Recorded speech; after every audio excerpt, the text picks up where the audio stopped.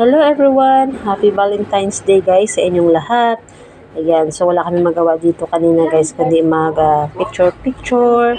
Ayan, pinicture namin guys na yung natanggap naming bulaklak na artificial lang siya guys. Ayan, mas maganda to kasi guys, hindi nagtatagal talaga to, no? Hindi katulad sa original talaga na bulak, no? Nag-stays lang ilang araw. So, ayan, meron din dito guys, surat to kasi tinapay siya, oh. Pero galing to sa isang company na binigay sa amin. Tapos, meron ding chocolates.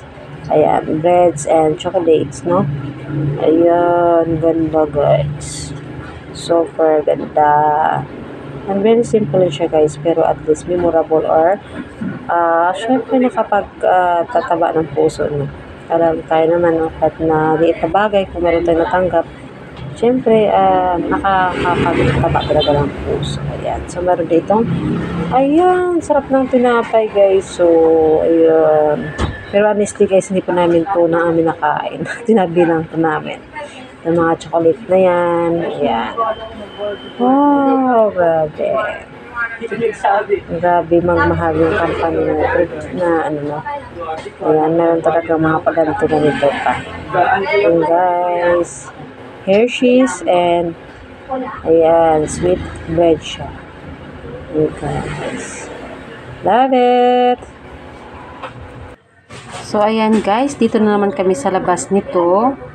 Ayan, so, dyan kami picture-picture, video sa labas, sa gilid ng kalsada. Ayan.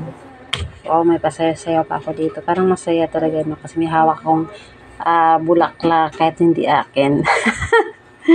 Wala, nakikiram lang pala guys. Okay lang yan, importante masaya tayo sa araw ng puso, diba? Kahit na walang may nag-abot sa atin, masaya pa rin tayo, o diba? Ayan, so ang ganda kaya, no? Sa pamangkin ko to guys. Ayan, ang ganda ng binigay ng darling niya. Wow, so ito naman yung tatlo. Kinuha lang namin dyan sa yan, hiniram lang namin dyan. Yan lang. Guys, ang ganda ng mga bulaklak na to, no?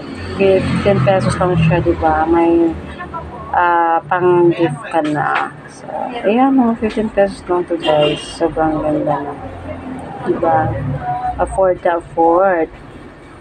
Ayan. Yay!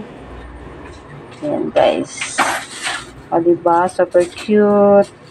As in, ang ganda talaga siya na.